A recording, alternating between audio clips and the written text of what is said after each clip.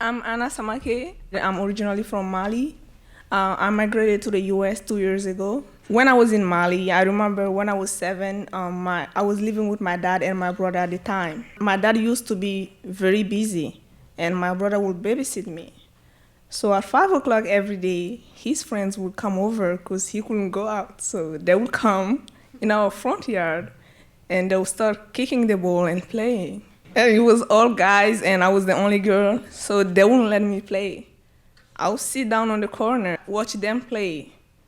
I did that for 2 years. That's when I realized that this is something I really want to do. That it wasn't about just kicking the ball, but it was about something that unites people, that brings people over to my house at 5.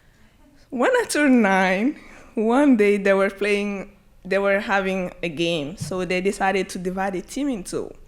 And there were 21. So when they divided, it was 11 and 10, so it wasn't even. And then my brother said, so my sister can join. Let her stay at the goal so she can just stay there and catch the ball and not do anything else. So we'll put people in front of her so she doesn't have to work a lot. I stood there and stopped all the balls. And I was even shouting. At the end of the game, they came to me. They was like, how did you do this? You never played with us. And I was like, yeah, but it's been 2 years. And I've been watching you. So I learned some stuff.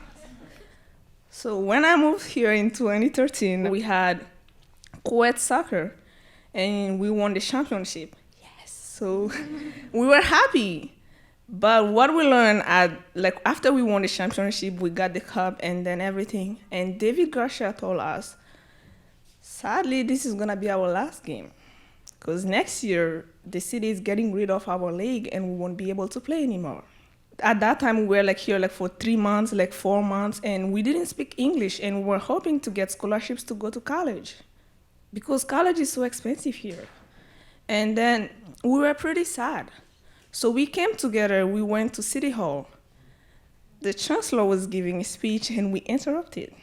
So we said, we want sport, and we said that all together. And I remember them saying that we were inappropriate. Then we went home, sad, and knowing that 35,000 students of color will not have sport the next year. That was something we couldn't sleep with, because we came from, in my school, it's international, we came from different backgrounds, but what unites us is that we all play soccer, and that's when we get to speak English. So the next year, which is last year, we came together with students from other school.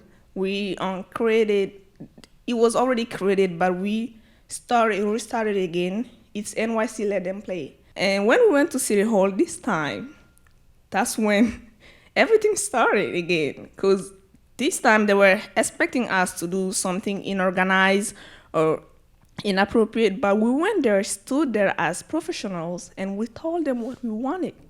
And that playing sport is a civil right that we should get as students who are going to a public school. After that, this year, some schools have sports and some don't. Yeah, some schools have few sports, but it's not exactly what we wanted, because there are still more students who don't have sports, and that's what we're fighting for. We all know that soccer is not a developed sport in the US. They have volleyball, basketball, and people told me that, why don't you join a basketball team? You are tall enough. But that's not what I want to do. It's not really what I want to do, and soccer is my passion and something I would really like to continue doing, because